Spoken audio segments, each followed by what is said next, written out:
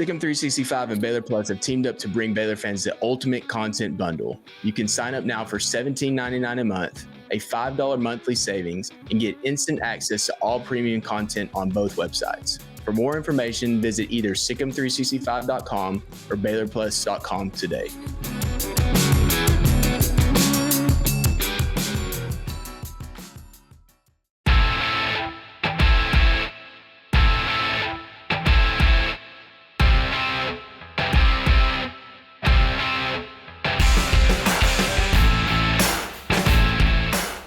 What's up, Baylor family? Welcome into Inside Baylor Sports, the official daily podcast of Baylor Athletics. It's Thursday, September 12th, and we're gearing up for another Baylor football weekend. A little later in this episode, Grace and I will discuss our offensive keys to the game for Baylor against Air Force on Saturday. But first, it's time for our weekly visit with Baylor student-athlete Palmer Williams. He had the best performance of any punter in Baylor football history against Utah on Saturday, and here's that interview from earlier this week. Grace and I here with Baylor sophomore punter Palmer Williams. Palmer, thanks for joining us today. First off, man, incredible game. Obviously, the team didn't get the win, but two punts of 70-plus yards, 62.7 average, 6 of 50 yards, 6 punts of 50 yards. Was this something that you saw in pregame warm-ups that you said, man, I might have a pretty good day, or was it just something that happened and not really expecting to have that type of day? Honestly, I've been seeing this since March. I think a game like this was a long time coming. Honestly, every day in fall camp was pretty much like that. I had days where I was even kicking better than like a 63-yard average. So I think it was just a matter of time before I did it. I think it was like a little bit of a mental block for me, just knowing that I could do it in a game. And then once I did it once, the first 60-yard punt, I was like, okay, I got this. Started to loosen up, and then just went all out. Palmer, what was kind of going through your mind as that ball's bouncing to the corner, as you're looking at it and you're going, oh, I'm about to pin him at the 1 yard line, and then it just grazes, the pylon. What was going through your mind? Because that was an incredible punt. Yeah, at first I was pretty upset, if I'm being honest with you. Yeah. Everybody on the sideline was like, man, what are you mad about? What are you mad about? But I think if I got a little bit luckier of a check there, it could have really helped the team out, maybe got a safety and turn the game around. So I was a little upset at the time, but I was still pretty juiced up. I think the holding penalty bailed us out a little bit, and they still had the ball at the 10-yard line, so it worked out pretty good. Yeah, so Grayson stole my question there. When you the for the brand special teams mantra that just goes around, I don't even remember where that started. How cool is it to see people get pumped up for punting, knowing it is a big role. It truly, you can change the game from the position in a lot of ways, especially when you're booming them 70-plus yards. But the for the brand type, I love seeing punters get hyped up. It's the coolest thing. So is that going to come out more and more as you start booming these away? Yeah, I think so. I was just working out, and the strength coaches were talking about one of my celebrations after the first one. I didn't realize I did a little thing to the crowd to get them juiced up, but I don't know. When I'm on the field and I hit a big punt, that sort of stuff just happens. I don't even think about it. So maybe I'll have to think some cool celebrations up before the Air Force game. Okay, sounds good. Was there something this offseason that you did differently than maybe you had, coming into your freshman year? I know it's different, right? Coming in as a freshman, but coming into this season, was there something strength and conditioning wise that you really changed or worked on? Yeah, so the biggest thing in terms of strength and conditioning is I gained about 25 pounds. So at the end of last season, I was sitting 178 soaking wet, fully clothed. So, and now I'm 203-ish. So I put on a lot of weight. I think that's really helped out. Just the mass moves mass ideology. And but over the off season, I did a lot of tap work. So I'd go in the indoor late at night, especially once it got finished. I'd go in there for about an hour and just do no steps, so not very tiring on the leg, and I just work purely ball contact, and that really helped get my confidence up, turning over pretty much everything I could. But that really, the 20-pound gain definitely did a lot. I think that helped me out on Saturday. Yeah, so your freshman average was 43. You had 6 kicks of 50-plus yards. This year, your average right now, obviously, considering the Utah game, 57.9, and you already have 7 kicks of 50-plus yards. Would you credit any of the altitude differences in Utah or you just expect this all the time? If I'm being honest with you, the altitude, it maybe added 2-3 yards on average. I don't think it did that much. I know it helped out I mean, I felt pretty good in the warm up and I was hitting them well, but the way I punted on Saturday, I feel like I did that a lot during fall camp too. So I don't know. Yeah. But it definitely felt good up there. The weather, it was like 90 degrees and sunny, so that probably helped too. Yeah. Do you feel like playing as a freshman kind of really prepared you kind of to take that next step? And as you move forward in your Baylor career, you know, playing so early and going through, you know, maybe struggles, not many. I know you still punted really well last year, but do you think that helped kind of your mindset and just your overall development?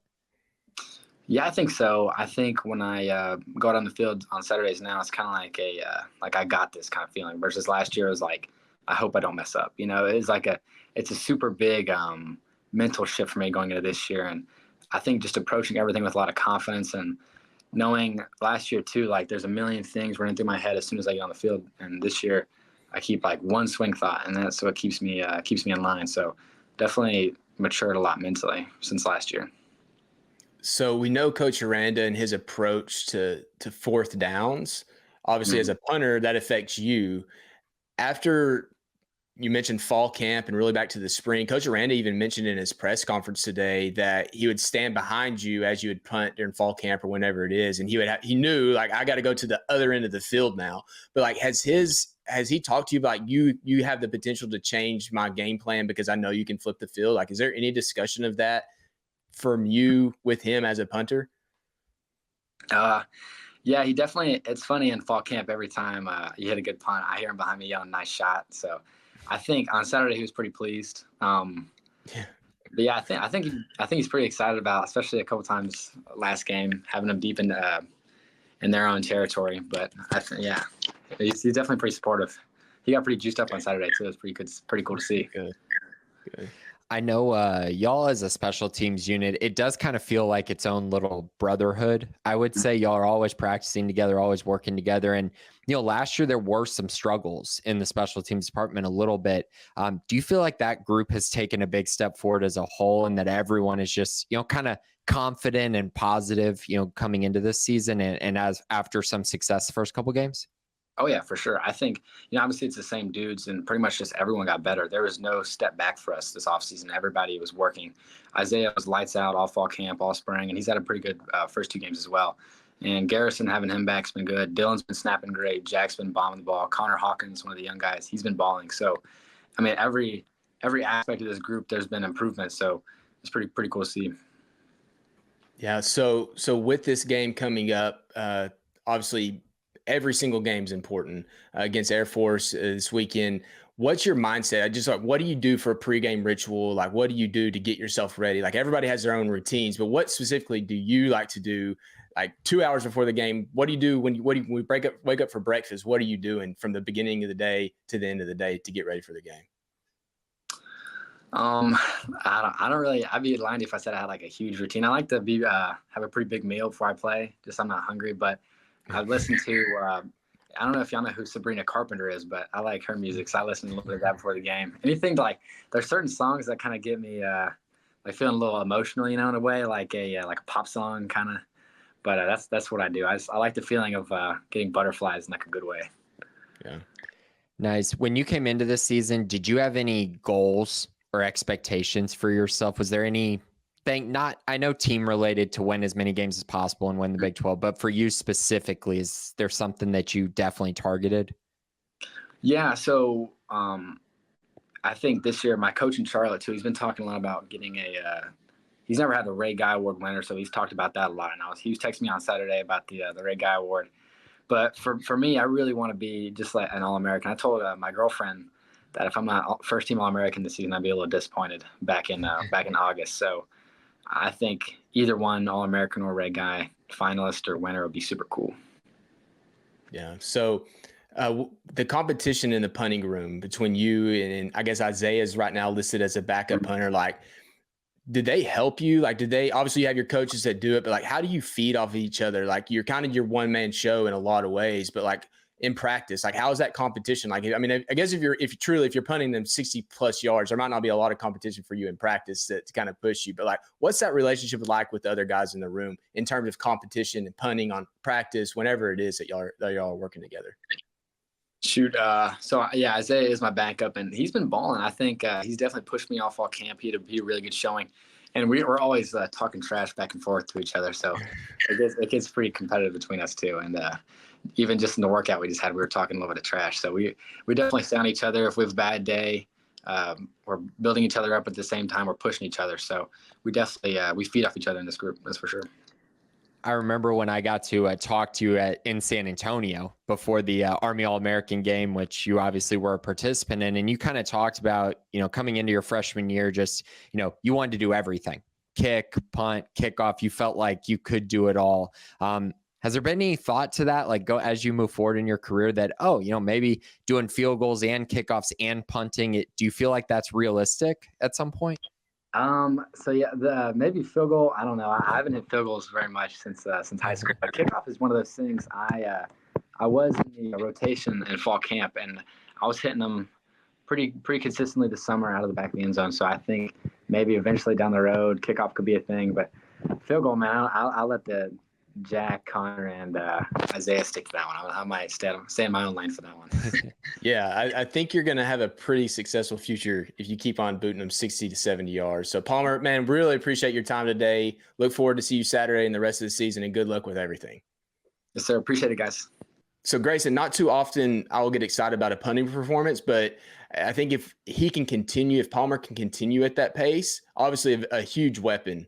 In a way, you talk about hidden yardage in games. Like, he's a guy that can really help that aspect of a game, especially for a defense for Baylor right now that looks to be pretty formidable. If you give them an opportunity to start opponents inside their 10, 20-yard line pretty regularly because of your punter, I mean, that's a massive thing, especially if the offense is still trying to find its footing as we get into Big 12 play.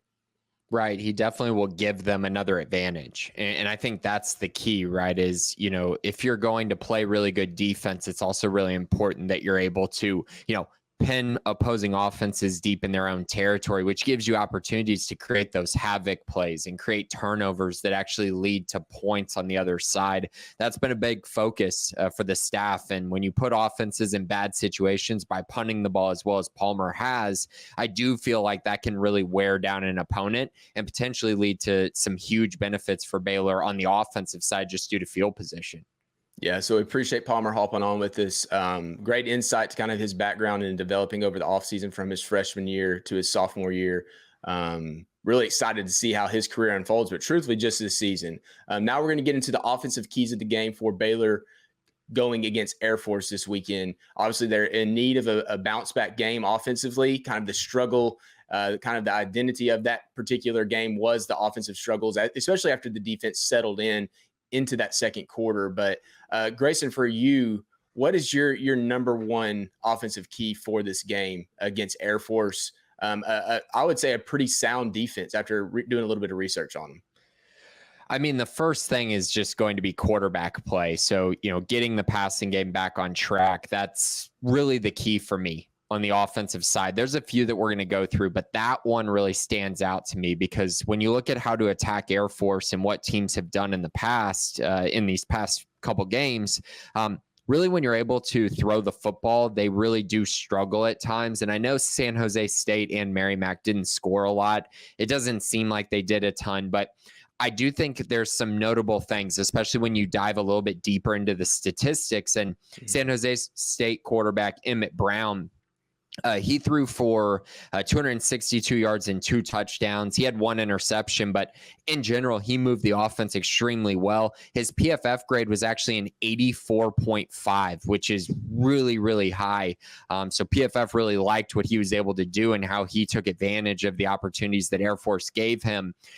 Against Sacramento State in week 1, Emmett Brown threw for 298 yards and 3 touchdowns, but he only had a 66.1 PFF grade. So drastically different performances according to how, he was graded.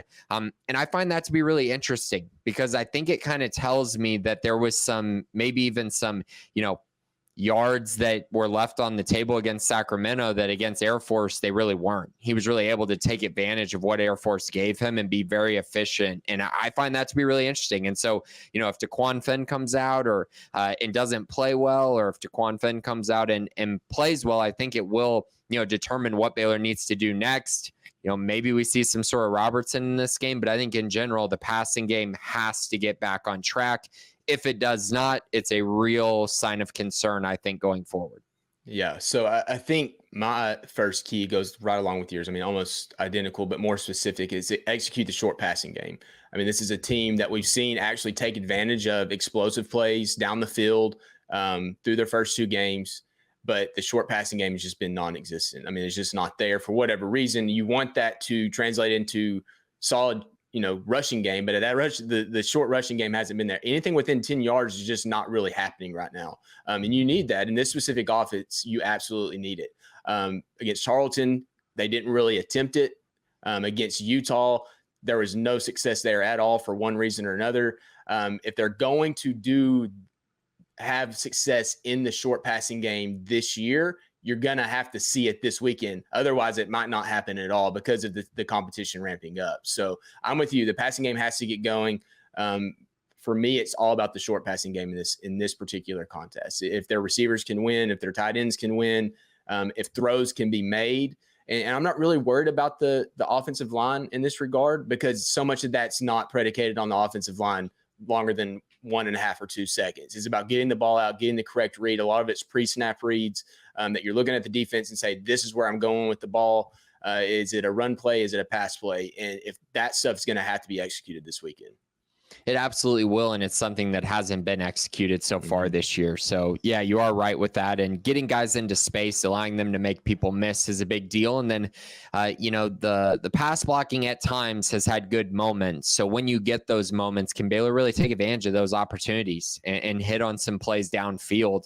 That will be really intriguing. I think, just kind of staying in line with that, wide receivers making plays, I think, is tied to that as well. The past 2 years, they've been really inconsistent. And even this year, I know we can put all the blame on the quarterback. That's fine. But to a certain extent, it is also on the receivers to get open and create a lot of separation so that the throws are easier. It's on multiple sides. It's on the blocking as well. But I just think in general, they have a lot of good wide receivers that they need to be able to take advantage of. And those receivers need to take advantage of matchups that are advantageous for the offense. And when I go through and look at what Air Force has in their secondary, there are matchups that can be taken advantage of at cornerback and at safety. And both of those have been taken advantage of by the teams that they've played early in the season. And so I'm curious specifically if the slot receivers can get going. So can Monterey Baldwin get loose and maybe catch a short pass and make a guy miss and score? Can Ashton Hawkins, be on the field reliably and make some plays from the slot in this game? And then, of course, Michael Trigg as well. I think there'll be opportunities on the outside too, but I really am focused on the slot receivers. That's where Air Force has really struggled the most. So those 3 guys really stand out to me as guys that need to have good performances, or at least should be set up to have good performances. Yeah, I mean, we've heard a lot about Baylor's receivers, the speed of their receivers. We haven't seen it put on display. I mean, Josh Cameron had the long catch and run, but truthfully, he's not the guy that you're talking about, the speed that you want that can be showcased at receivers. It's Monterey Baldwin, Ketron Jackson, Ashton Hawkins to a certain extent. He's a different style of receiver, more of a possession guy who can also make plays with his speed. But overall, man, they got to get the ball in space to those guys. And I think that goes back to the passing game. The short passing game is get them the ball, let them make plays. At this juncture, man, I'm not like, you look at the time that DeQuan Finn, there's times where the offensive line gets beat, but a lot of time he has, on average, 3+ seconds to get rid of the ball. Some of it's because of his scrambling, but there's got to be a decision made to get rid of the ball within 3 seconds. And I think that if they can get that short game, get those wrinkles worked out, that you'll see more explosive plays, more of those 10 to 20-yard plays that you're not having to go vertical every single time to have success. Mm-hmm. So I'm curious to see the route that goes. And that leads me to, is actually my third point, but I want to tie it in here. It's number 3 on my list, but it's stay explosive, but be more consistent. So Baylor's number 4 in the Big 12 with 6 plays over 30 yards this season, 2 rushing, 4 passing. On the other hand, they are dead last in plays of 10+ yards with only 19. That's number 16 in the Big 12 through 2 games with only, hold on, how many do they have? 19 of those plays over 10 yards. So 6 plays over 30 yards, but only 19 over 10, and that's last in the Big 12. So they're lacking the quick pass game.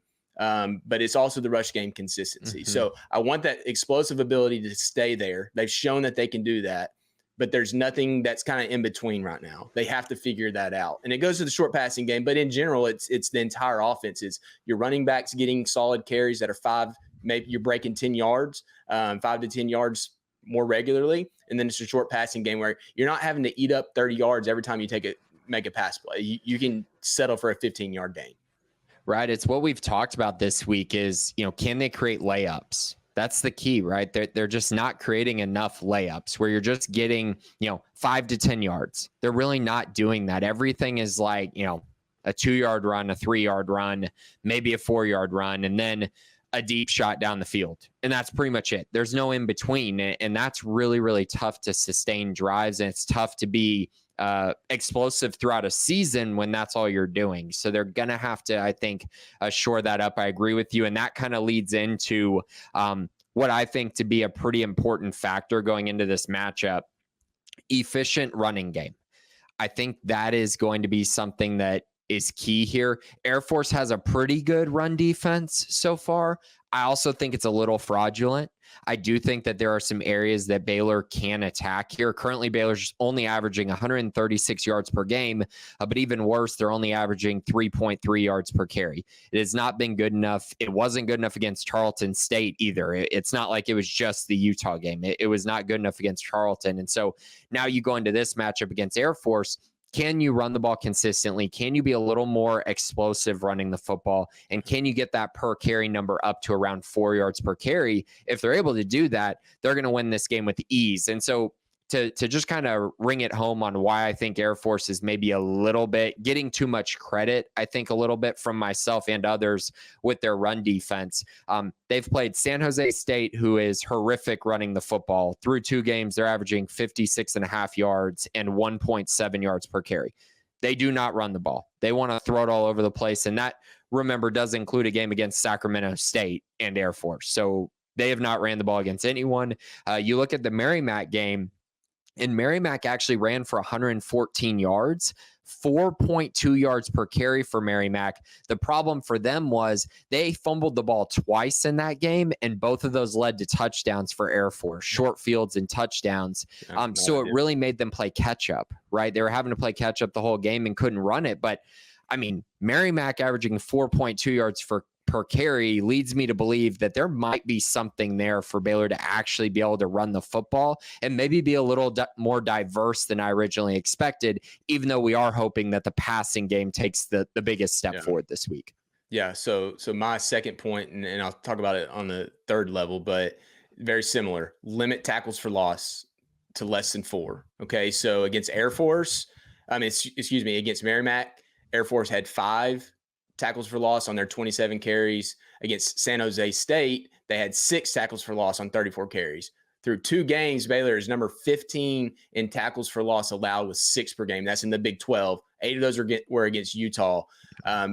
If Baylor can figure out how to get that number to less than 4, they're going to have success. Like, that means that they're moving the ball downfield, eliminating tackles for loss, getting behind the chains. And some of that, is fumbles on, whatever, like the Quan Finn's fumble against Utah, where it wasn't necessarily a tackle for loss. It was just a sack in the pass game, but you have to eliminate those. And if they can do that, and I'm anxious to see where they are with Dominic Richardson. And then obviously Bryson Washington coming back this week, because those are going to be your 2 guys that are going to hit the hole. Dawson Pendergrass does it great. Richard Reese, that's not his strong suit. Like, you don't want to put him in those situations where he's been asked to do that through the first 2 games. They need Dominic Richardson back. He got a few carries against Utah, and then Bryson Washington, a bigger back. He needs to go and just basically take over the line of scrimmage and negate the tackles for loss. So I'm curious how those 2 fit into this role of limiting tackles for loss. And truthfully, like, this should be an opportunity for Baylor's offensive line to go out and establish run game. Tarleton, for whatever reason, if you want to call it game planning, whatever they were running between the tackles where they could have done it differently and got more yards, they didn't do it. This is your opportunity. Whatever you have to do to run the football, and then let your passing game work as well. So I'm anxious to see, just don't give up negative plays. If you're staying ahead of the chains, it allows for your pass game to be a little bit more efficient as well.